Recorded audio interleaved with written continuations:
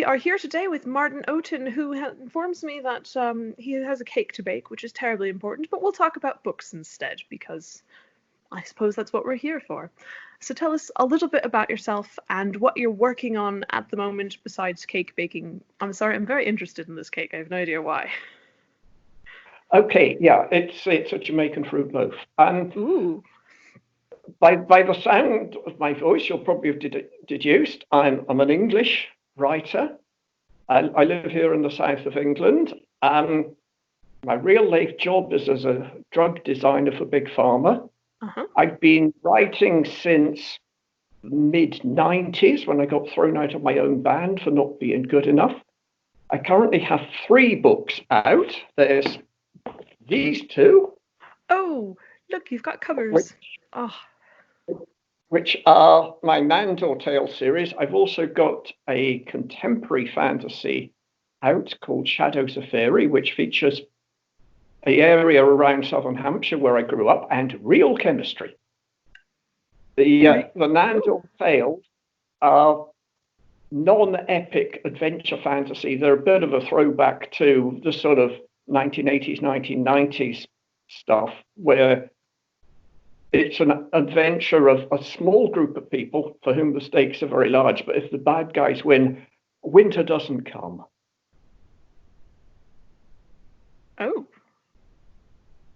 I see. That would be slightly problematic.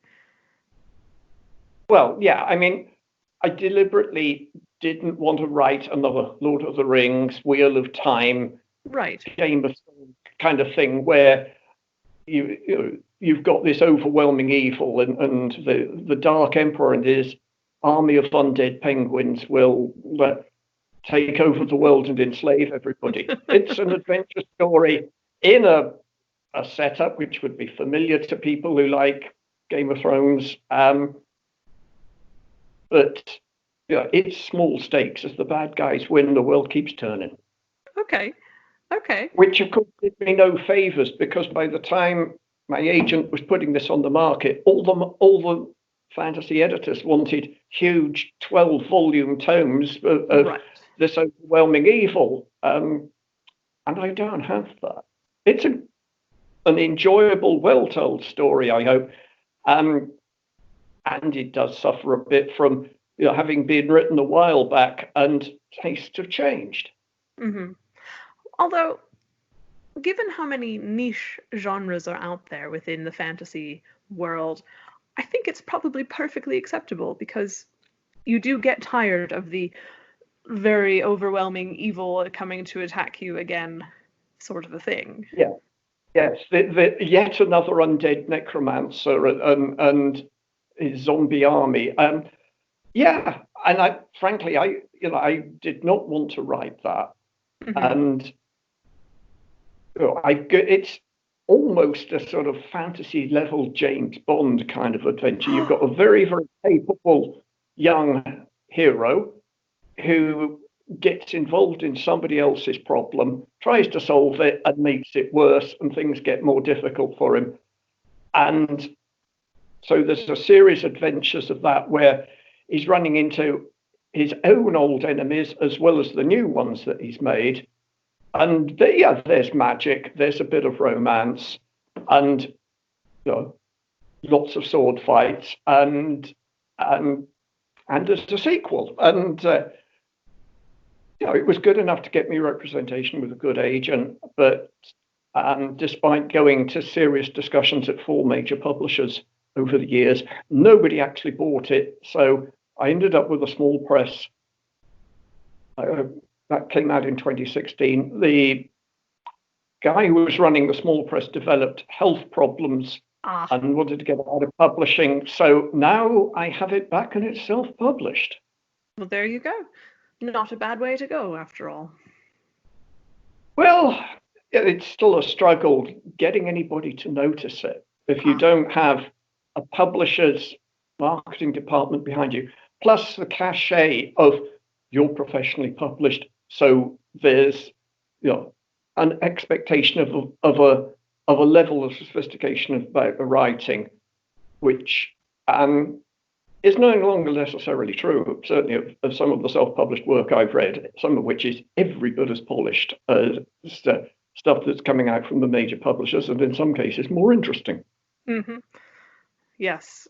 But then the publishers, the major publishers at least, move slower than the self-publishing world in terms of picking up different trends and new ideas. Well, that's certainly true. These days, they are very much run by their marketing people who Yes. will pass judgment on something that an acquiring editor is putting before them, saying, well, we don't think it'll fly.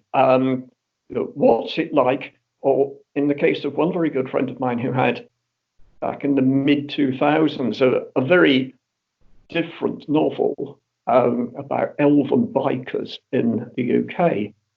And the marketing people said, we don't understand how to publish this.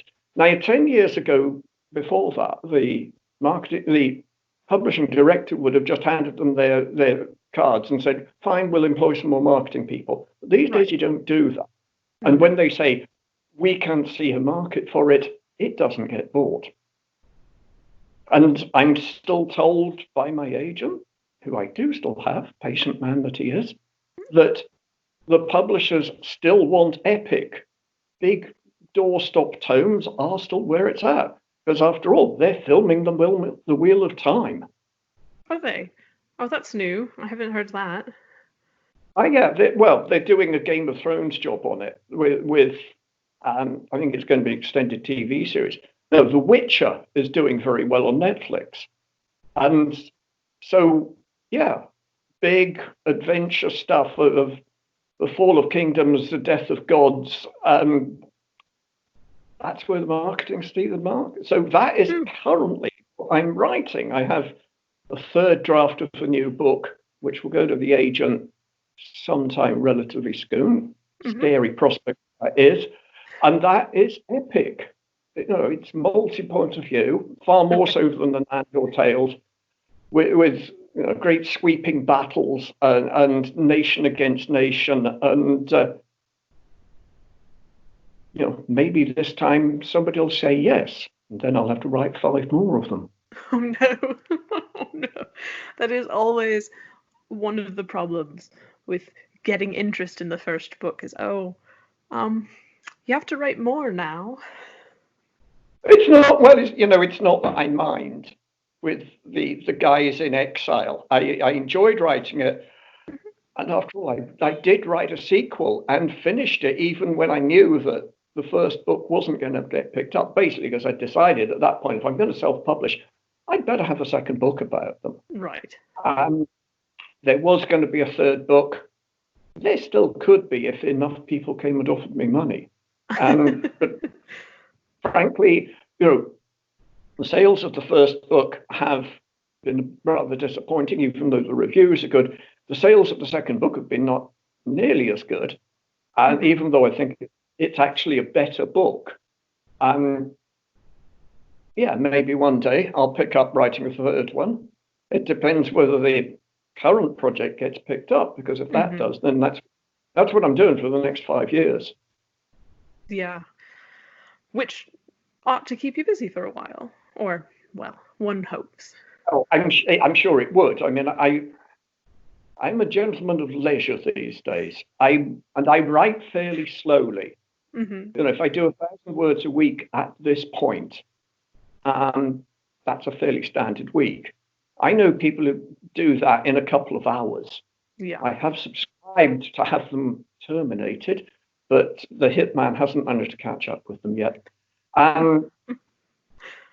know I have good friends of mine who can turn out a very respectable first draft of 100,000 word novel in 3 months. And, the quickest I've ever written a book is 2 years. And with the pressure of a deadline and serious input like that, I guess I would write a bit faster, but it's still, it's not going to be suddenly 2 books a year. Right. Yes. Which is perfectly fine. I know that the self-publishing world likes to do the rapid release thing, but I have met plenty of self-publishing authors who say, yeah, I do a book a year. And that's probably about all I need. Well, yeah, I mean, after all, I am not reliant on the money for this. And, I worked, designing drugs for Big Pharma for a long time. There's a decent pension in that. And so I'm not like some of the younger writers who are doing this for a living, which I think is a desperately chancy thing to do, but more power to them if they can manage it. And so, yeah, I can take my time. I try and write quite complicated plot lines with a lot of subplots. And what takes time for me is the microplotting, the kind of the fermentation of how can we make this interesting? Where's that little subplot going to go? We can have it reappear here and complicate that. And that's good for another couple of chapters. Yeah, I like that. And that was because that's what happens in the real world, isn't it? Things get complicated. Stuff turns up that you thought you dealt with months ago, and it gives verisimilitude to the story. If I try and explain some of the stories, they sound a bit complex and so on, but it's fine when you read them because you just get walked through it. And you remember that guy from the third chapter. Here he is again, and he still hasn't forgotten you. Uh-oh. And he still thinks you owe him money. Ah. At a point where you have no money at all, and he's got 5 guys behind him wondering where the gold is. That sort of stuff.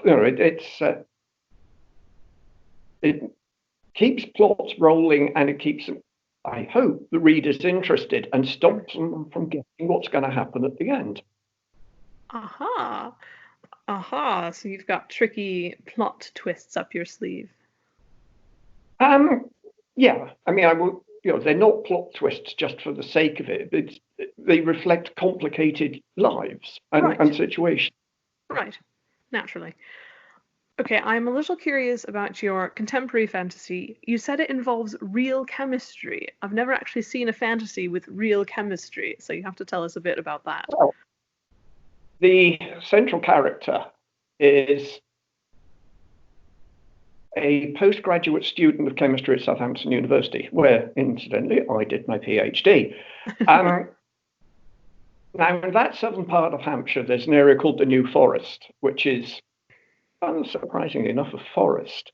And it's a national park, and I grew up just on the edge of it. And there's always been stories about how if you knew the right place to go in the forest and you could sing the right song, for women this is, passed on kind of, not mother to daughter, more aunt to niece, but if you go and sing the right song, sitting under that tree there, a fairy will come and be your lover. Uh-huh. And sometimes children arise from such liaisons, and sometimes those children are talented. This is my central character. He is touch telepathic. Shake his hand, he gets everything you're thinking. But it's in a completely uncontrolled manner, which he hates because you don't want to know what a girl is thinking when you kiss her for the first time, or things like that. So basically, for the last 7 or 8 years, he doesn't really touch people. Now, because he's a science student, a lot of people aren't surprised by that. But then on page 2, he discovers that talent works on the recently dead. Oh. Like so many postgraduate students, he lives in a shared house. He comes back from the lab one evening, finds one of his housemates dead, touches her body, knows what happened, knows who killed her, makes a statement to the police, and says too much. The detective sergeant who's interviewing him catches on this. How did you know this? And at that point, he has to actually confront this talent he's been running away from, try and control it, because otherwise he's up on a murder charge. Right. So he starts working with this female detective sergeant, reasonably young, reasonably attractive, and solves a few cases for her. She's initially skeptical, as you might expect a detective to be, but he keeps doing good things, and things he tells her are true.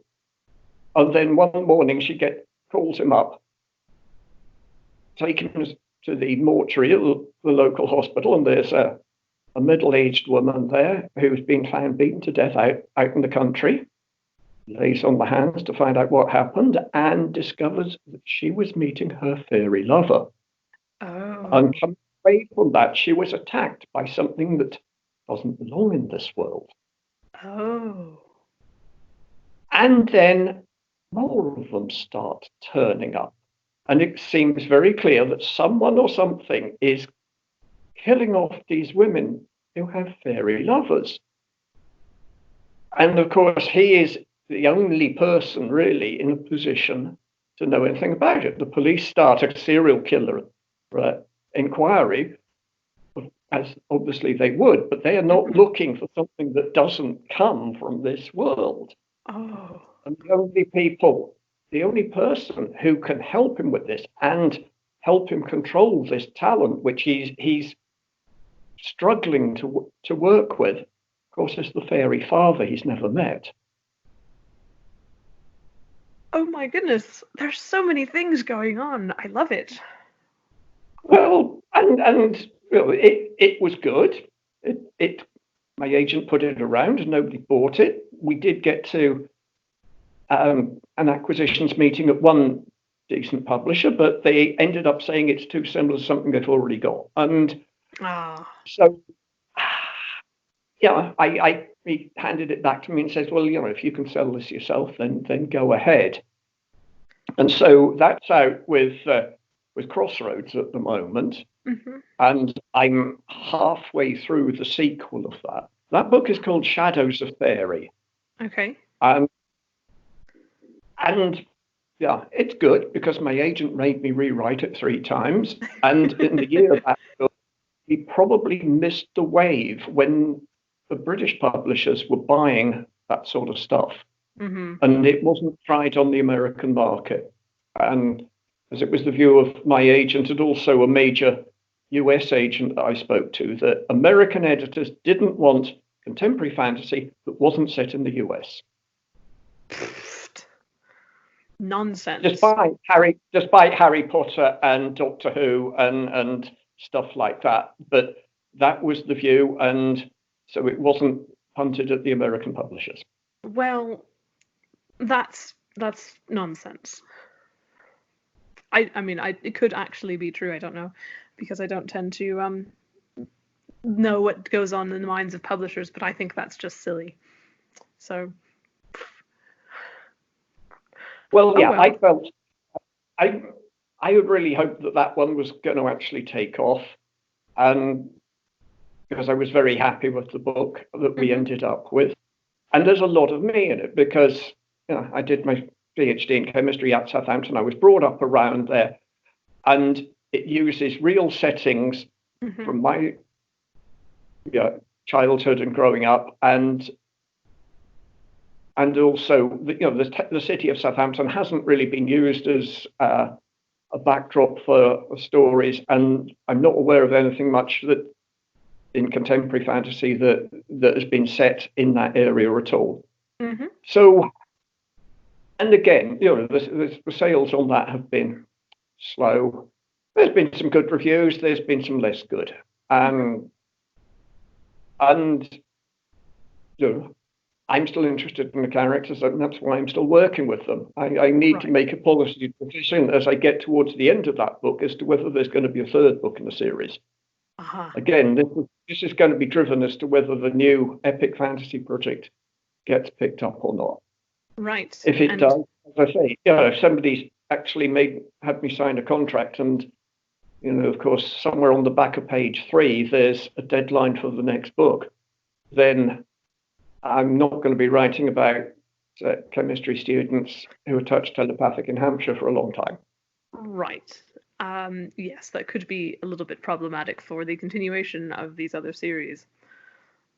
But yeah, otherwise I would have to have a dramatic acceleration in intellectual output to suddenly be able to finish this book and decide where I'm going next, and also come up with an outline for book 2 of the epic and possibly book 3 of the epic, Right. depending on whether a potentially interested publisher says, well, how many books do you see here? How many do you want? That's always in a way, it's a problem to have, but it's still a problem. right. Yes. So many potential ways to go, but I think it sounds like you're having a good time. Well, yeah. Other than not being able to go down to the pub these days or go and watch my favourite football team, life is not too bad. I mean, I'm in a fortunate financial position that way, and I look around at my nieces and nephews and wonder what, because they're off to universities or just graduated out of universities at the moment. I'm thinking now is not a good time to be that age. No, my brother is about to enter the working world, and I go, oh, good luck. Yeah, I mean, I've had health problems, hence the artificial hearing, and I'm a leukemia survivor, so I'm in extra lockdown. But at the moment, the medication I'm on has had me very stable and really pretty healthy for the last couple of years. So long may that continue. Yes, absolutely. So, as to your epic fantasy, I know you're going to try and query this around various publishers, but can you tell us a little bit about it? Yeah, it's about trying to rebuild an empire rather than bring one down. Ooh. So, in the golden age of the empire, this part of 800 years ago, the great sorcerer that ever lived enchanted a group of elite warriors and generals that they would be reborn whenever the empire needed them. The years go by, they are reborn on occasions, and the central character, Prince Erigol, who is kind of a cross between King Arthur and the Duke of Wellington, has been reborn several times to face threats, generally external to the stability of the empire. 70 years ago, he was being reborn, but there was no mage around to bring forward his personality over the one of the youth who was carrying him, essentially. This is a very bad thing to happen because the two personalities clash and the unfortunate teenager goes mad and ends up taking their own life generally. Oh dear. This was at the start of a civil war, which then was resolved by the deposed emperor going to the immediate enemy, who were an uprising theocracy. This is a bit like what happened in Portugal in about 650 AD. And so came back with the army of the prophet. And because there were none, the elite heroes were leaderless and not around in many cases, the theocracy threw down the empire, and now the lands of the empire have been subsumed into the theocracy. 70 years on, they're being reborn again. So the first third of the book focuses on the mage whose job it is, one of the mages whose job it is, to go around and collect these reborn and bring them forward, at the same time as trying to work out what exactly are they there for? Because the world has changed a lot. There aren't the great landowners, the kind of the dukes and earls, to go to and say, here is the great general reborn, lend him your army and we'll solve the problem which they've been reborn for, which always before that was fairly obvious, and they were well received. Everybody knew the stories and the legends, and knew that the reborn from time to time did turn up. The second arm of the people we're following is a young priest within the theocracy who has been charged by the representative of the prophet on earth, a cross between Caliph and the Pope, to root out the disciples of the great sorcerer and these mages and find them because they're a threat and wipe them out.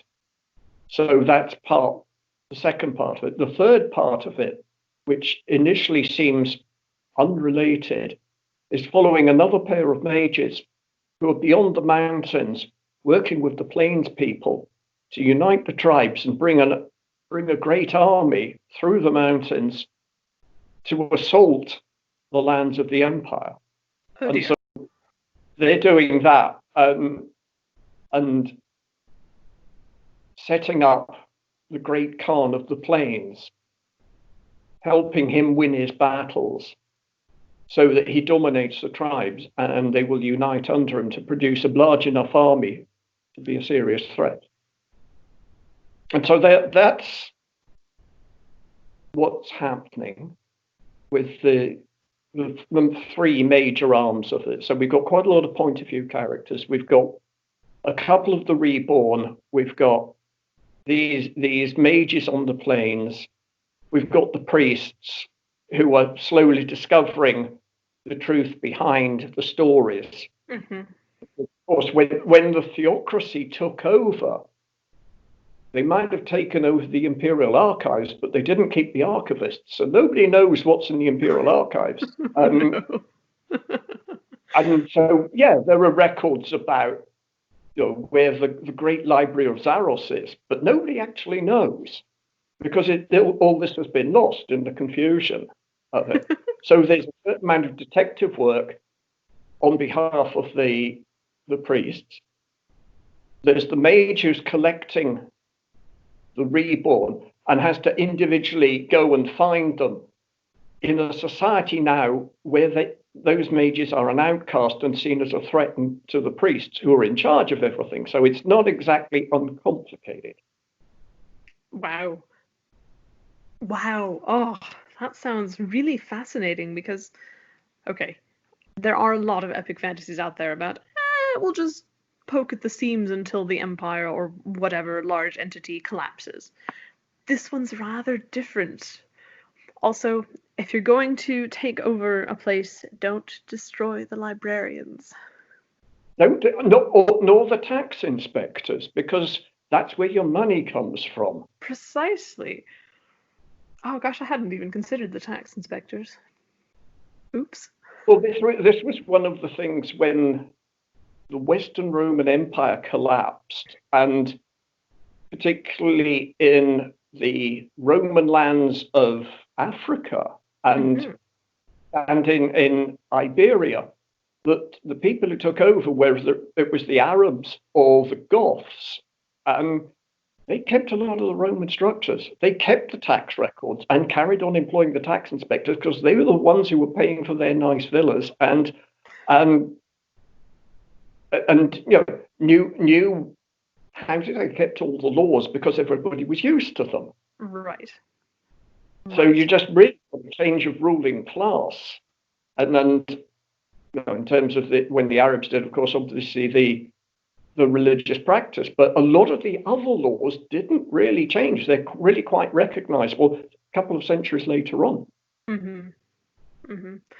Oof, fun, very fascinating. Now, how long does plotting all of this out take you? Because there's a lot going on. Yeah, I started this more epic thing. Yeah, actually, if I go back and look at the date of creation of the file, it was probably about 2008, but I have written 2.5 other books since. Right. Because I did contemporary fantasy and I did the second book of Nandor Tales and then went back to this. It was something that I pitched to my agent when he came back with my first novel saying, well, look, it's not selling. They want something more epic. So I pitched him various ideas, and this one, oh yeah, I like that because he's actually got a background in military history, so okay. He kind of liked that idea, and I was solidly into that. And then I just got this idea hit me for the contemporary fantasy. I thought, no, I like this better. I'm going to sit down and write that.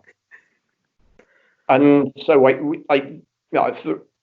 around 2009, 2010, I was writing that, and which ended up with my going to the market about 2012, 2013. Mm-hmm.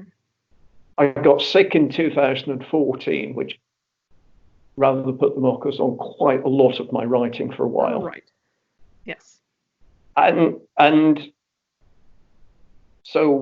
I finished the sequel of the Nandor Tales, started a sequel of the contemporary fantasy, and it's actually only about a year since I went back. And I guess I have probably written maybe 50,000 words in a year. Mm-hmm. Epic thing.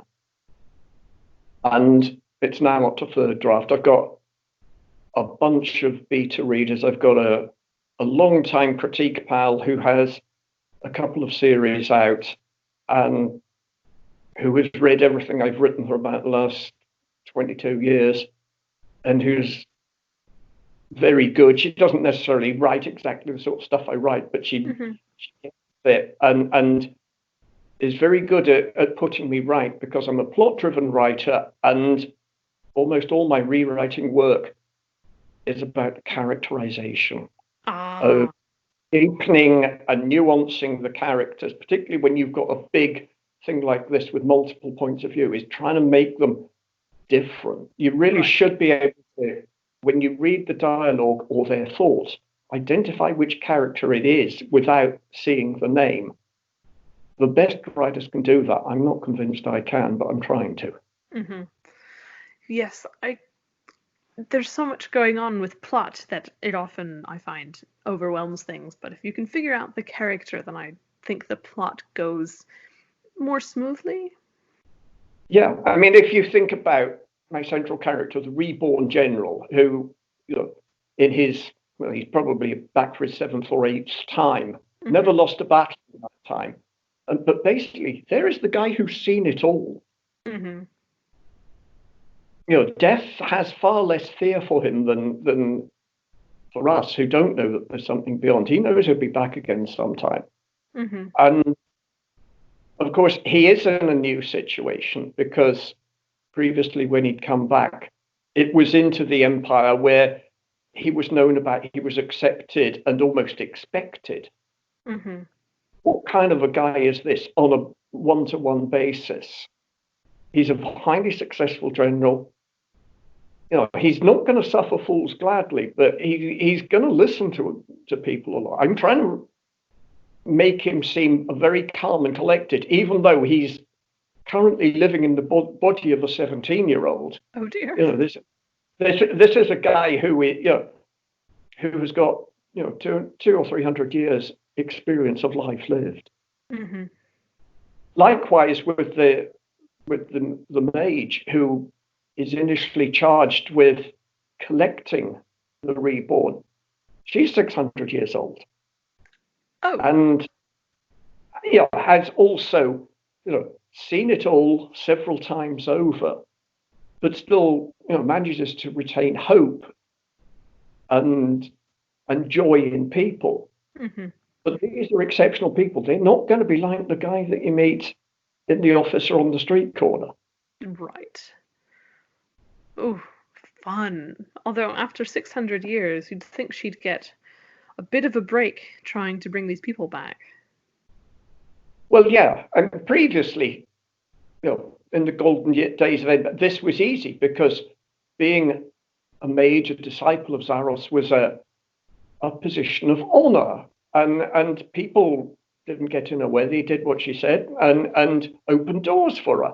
Mm-hmm. And these days, she's a fugitive. She's a hunted person with a price on her head. Mm-hmm. And Some people have forgotten the old tales, some never heard them, and those that do still follow them keep quiet about it. Mm-hmm. Ooh, very much exciting, lot going on. I like it. Well, I Oh, hope, yeah, hopefully at fun. some point in the future, you'll have the opportunity to read it. I hope my agent likes it enough that he's happy to put it out there, and that somebody thinks this is just, no, this has got legs. It's a bit different to what's out there, but it's not so different that marketing won't understand it. Right. And marketing is always the trick these days. It absolutely is. Yeah. Yeah. If you can pitch it to them along the lines of, well, it's a bit like this crossed with that. And they'll oh yeah, well that did well, didn't it? And we know there's a hunger for other things like that. So if you like this and you like this, you'll like this. And they're simple folk at times. If you can build that ladder for them and say, people who liked this and liked that will buy this. That is a useful thing to have in your arsenal. Oh, what fun. Well, it has been wonderful talking with you. I'm very interested in all your books, but I think the contemporary fantasy sounds like huge amounts of trouble, so I might have to start with that one. Well, it's called ShadowsOwton, and I will be sending you a link to it. Aha, very exciting. Let me write that down so I don't actually forget the title, because it's Tuesday and you never know where my brain would be. And who knows what Wednesday will bring. Well, I know Wednesday will bring me. It's a supermarket food delivery, because that's our day for it. But very because I'm not allowed to go shop. Yes, I understand that one. I have no idea what's actually going on. Things have sort of, oh, well, we're staying locked down until X date. Well, but the stores are all open and everyone's going out. So what does that actually mean? Well, I think in this country, it means that a substantial portion of the population have decided that they're not doing lockdown anymore.